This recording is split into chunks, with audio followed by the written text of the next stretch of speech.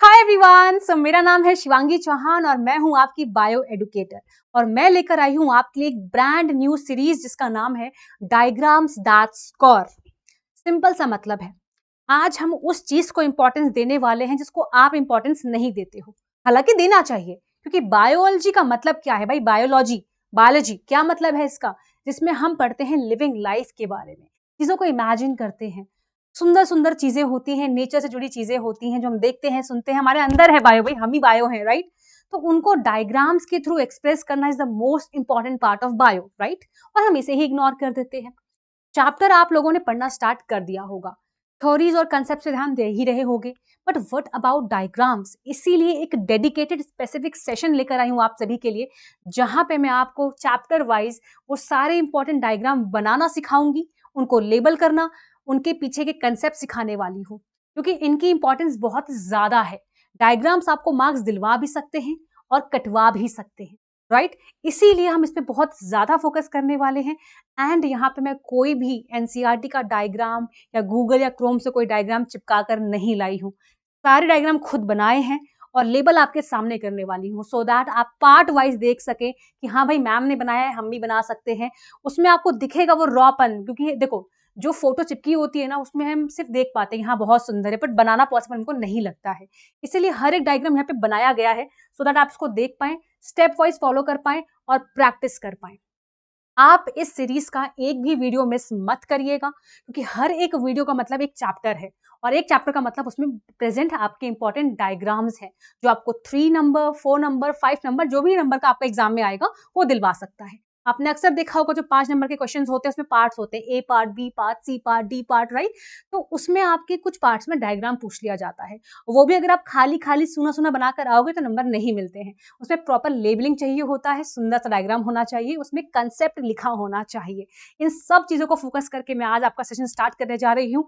सबसे पहला डायग्राम पढ़ने वाले हैं आपके सेकेंड चैप्टर यानी कि बायोलॉजिकल क्लासिफिकेशन का नॉस्टॉक डायग्राम। नॉस्टॉक क्या है बेटा? ये आपके मोनेरा किंगडम का पार्ट है, साइनोबैक्टीरिया के अंदर आता है। नॉस्टॉक बेसिकली एक मल्टी सेलुलर फिलामेंटस कॉलोनी है, जो कि बनी किससे है? यूनिसेलुलर सेल्स के साथ। इसमें अलग अलग सेल्स हैं, कुछ स्पेशल सेल्स भी होते हैं। इसके बारे में डिटेल्स मैंने अगले स्लाइड में लिख रखी हैं। पहले मैं आपको इसकी लेबलिंग सिखाती हूँ। ये जो आपको ग्रीन पार्ट दिख रहा है बेटा, इनको हम बोलते हैं वेजिटेटिव सेल। ये क्लोरोफिल कंटेनिंग होते हैं, इनमें क्लोरोप्लास्ट होता है एंड ये हेल्प करते हैं फोटोसिंथेसिस में। यस बेटा, ये वही बैक्टीरिया है जो आप बचपन से पढ़ते आ रहे हैं 8th क्लास से, cyanobacteria, a bacteria which can also prepare its food just like plants. ये वही बैक्टीरिया है, ये वही वाला बैक्टीरिया है, राइट?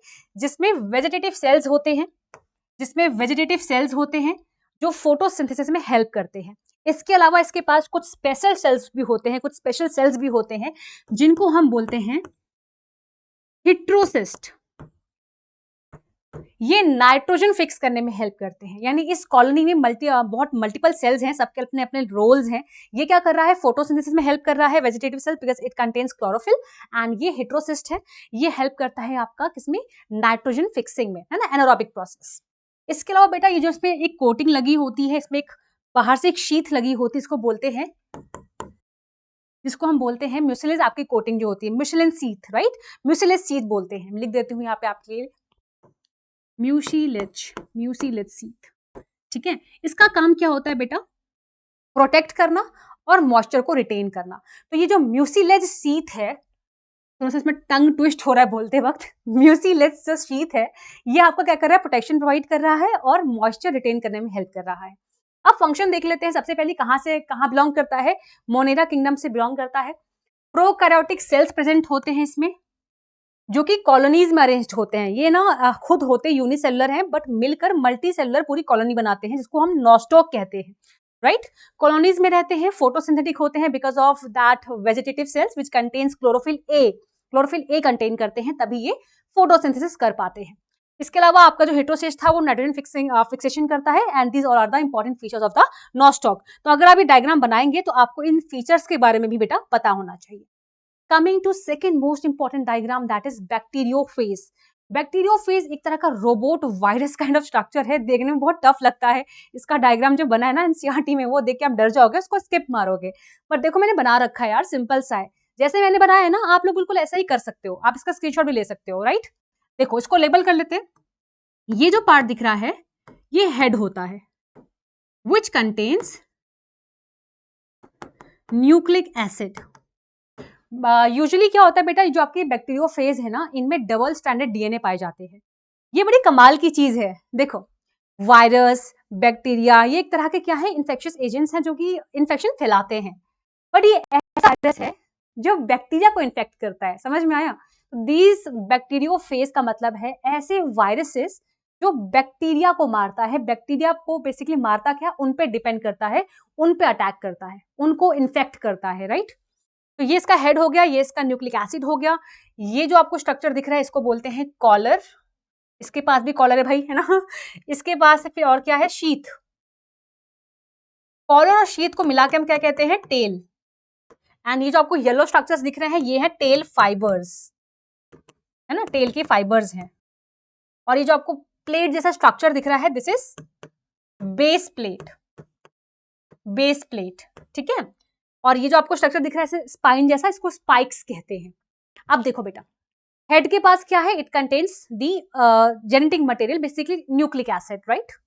कॉलर और शीथ क्या है, टेल बना रहा है, जो कि क्या करता है, इस जेनेटिक मटेरियल को बैक्टीरिया के अंदर इंजेक्ट करने में हेल्प करता है। क्योंकि बैक्टीरियोफेज आपको पता है वायरसेस कैसे होते हैं, दीज आर काइंड ऑफ जो खुद से रिप्रोड्यूस नहीं कर सकते हैं, they need someone, they need the host, है ना, जिसके अंदर जाके वो उनके सेल्स के मैकेनिज्म को यूज करके रिप्रोड्यूस करेंगे, राइट। तो इसीलिए क्या करता है, जब बैक्टीरिया को इन्फेक्ट करता है तो ऐसे रहता है, ठीक है। मान लो ये बैक्टीरिया इस पे अटैच कर जाएगा, तो ये जो पार्ट है ये इस न्यूक्लिक एसिड को उसके अंदर इंजेक्ट करने में हेल्प करता है। और ये जो आपको टेल फाइबर्स दिख रही हैं वो उस बैक्टीरिया के सरफेस से अटैच करने में हेल्प करती हैं खुद को, मतलब इसको अटैच करने में हेल्प करती हैं, ठीक है। इसके बेसिक फीचर्स देख लेते हैं। फर्स्ट ऑफ ऑल ये एक वायरस है जो कि इन्फेक्ट करता है बैक्टीरिया को, ठीक है।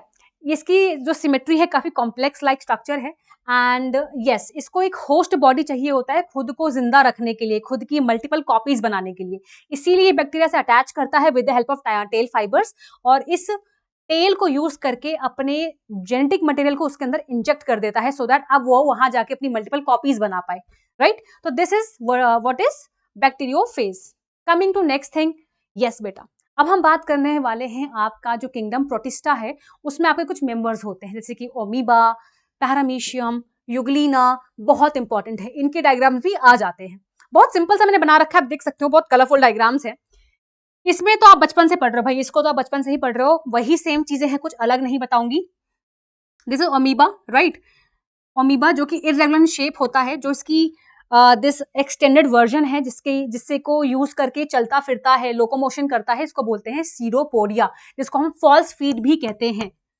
सीडोपोडिया, फॉल्स फीट, क्योंकि ये ना इसको लोकोमोशन में हेल्प करता है, चलने फिरने में हेल्प करता है, फूड को गैदर करने में हेल्प करता है।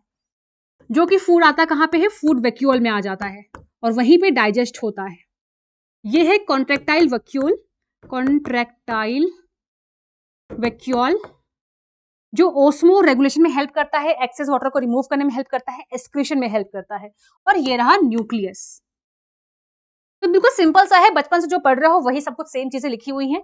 अमीबा बेसिकली क्या कर रहा है, इरेगुलर शेप है, डिवाइड करता है बाइंड्री फिशन से, चलता फिरता है सीडोपोडिया से, फूड वैक्यूल में इसका खाना डाइजेस्ट होता है ना। तो वही सब चीजें यहाँ पे लिखी हुई हैं। Coming to this paramecium, paramecium बेटा क्या करता है, ये बेसिकली इसके पास बहुत सारे हेयर लाइक स्ट्रक्चर्स होते हैं जिनको हम बोलते हैं सीलिया, है ना। ये इसको चलने फिरने में हेल्प करते हैं। यहाँ पे क्या हेल्प कर रहा था, सीरोपोडिया, यहाँ क्या हेल्प कर रहा है, सीलिया हेल्प कर रहा है। इसके पास दो न्यूक्लियस होते हैं, एक कहलाता है मैक्रोन्यूक्लियस, एक कहलाता है माइक्रोन्यूक्लियस, ठीक है। और जो आपको सन जैसा स्ट्रक्चर दिख रहा है, ये यहाँ का कॉन्ट्रेक्टाइल वैक्यूल है जो सेम फंक्शन कर रहा है, that is osmo regulation and removal of the excess water.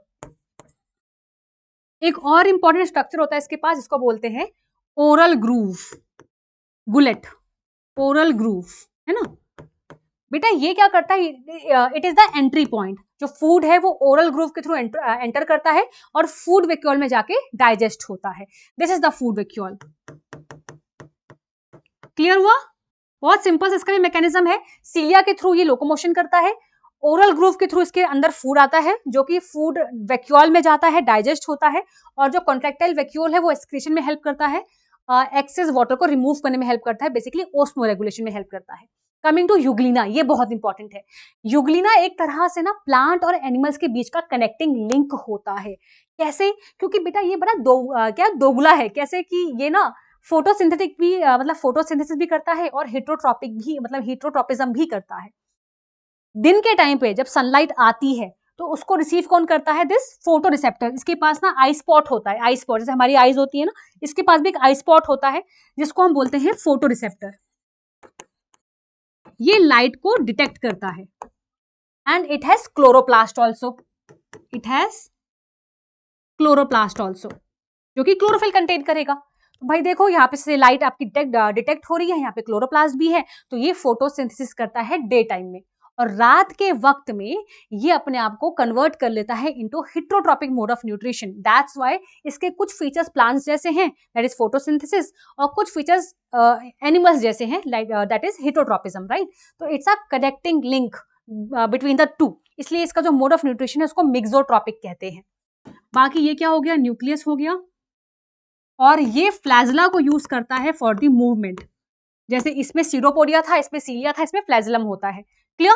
तो ये इसका बेसिक वो हो गया। ये इनके फीचर्स जो मैं आपको बताया सब कुछ यहाँ पे सेम एज इट इज लिखा हुआ है कि भाई कौन कहाँ मिलता है। ये यूग्लिना फ्रेश वाटर में होता है, ये स्टैग्नेंट वाटर में होता है, पैरामीशियम, राइट, और ये भी फ्रेश वाटर में होता है। यहाँ पे सीरोपोडिया है, यहाँ पे आपका फ्लैजिला है, यहाँ पे सीलिया है, right. One more thing that is बेटा जो आपका यूग्लिना होता है ना, यूग्लिना कहाँ गया भाई? एक सेकेंड, ये रहा।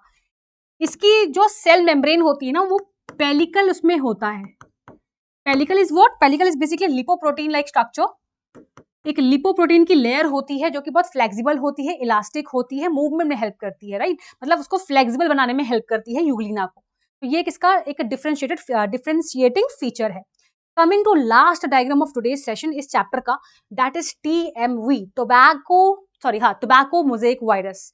ये आपके बेसिकली टोबैको जो प्लांट्स होते हैं ना उनकी लीव्स को इन्फेक्ट करता है, उसमें कुछ मोज़ैक लाइक पैटर्न बन जाते हैं, स्पॉट्स बन जाते हैं, तभी डिस्कवर हुआ था। And you will be surprised to know this is the first ever discovered virus. किसने किया था, किन सालों की मतलब किन ईयर्स की रेंज में किया था, वो आप कमेंट बॉक्स में लिखने वाले हैं, राइट। एंड यस, इसका स्ट्रक्चर बहुत सिंपल है, सिर्फ लेबलिंग के मामले में बनाने में मेरी भी आफत आ गई थी इसको, है ना, 4 बार रफ करने के बाद ही बना था मेरे से। तो बेटा ये सबसे सिंपल इसकी लेबलिंग है, दैट इज ये पिंक वाला स्ट्रक्चर इसका RNA है, और ये जो ग्रीन स्ट्रक्चर ये कैप्सिड लेयर है। मैंने इसका एक ट्रिक सीखी है, इसको बनाते कैसे आपको मैं बता देती हूँ। देखो पहले आप क्या बना दोगे, इसका RNA बना दोगे। उसके बाद जब आप ये बनाओगे ना इसकी लेयर कैप्सिड की, तो कुछ का डायरेक्शन यहाँ रखना, फिर एक का न्यूट्रल और कुछ का अपोजिट साइड, बस यही रिपीट करना है, बन जाएगा।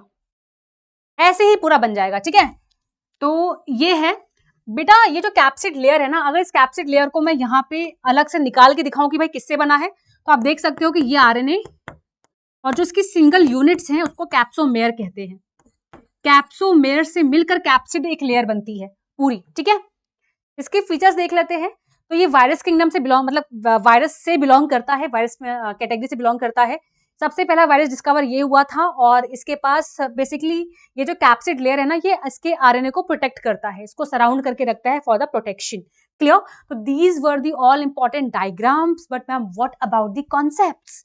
बेटा देखो मेरे पास 3 तरीके हैं जो मैं आपको डिलीवर करने वाली हूँ।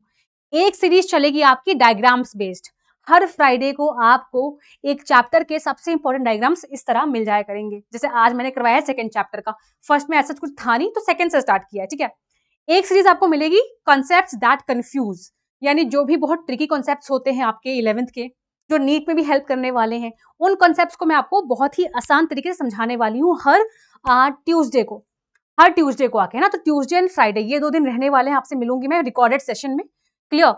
इसके अलावा आप बोलोगे मैम डायग्राम्स बता दिए, कुछ कंसेप्ट्स आपने पिक करके बता दिए, what about the full syllabus?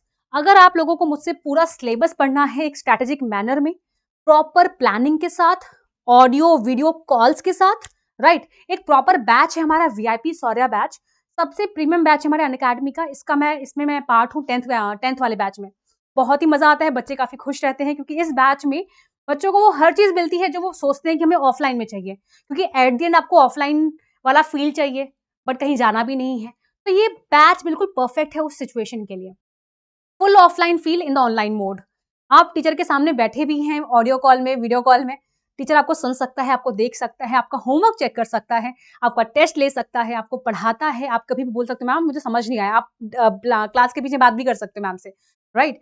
तो वो सारी ऑफलाइन फील वाला बैच वीआईपी बैच है जो कि स्टार्ट हो रहा है 25 जून से, और मैं भी इसका पार्ट हूँ, बाकी टीचर्स का पार्ट है। फुल सिलेबस कवर होने वाला है, पूरे 11th का कवर होने वाला है, वो भी ऑफलाइन फील के साथ। बहुत ही प्रीमियम बैच है, ऑलरेडी हमारा 9th का भी चल रहा है, 8th का भी चल रहा है, 10th का भी चल रहा है, और ह्यूज सक्सेस है, बच्चे बहुत अच्छा इसको रेट करते हैं, बहुत ज्यादा प्रीमियम बैच है। आप भी इसका पार्ट बन सकते हैं 11th क्लास के लिए। लिंक आपको डिस्क्रिप्शन बॉक्स में मिल जाएगी इस बैच के लिए।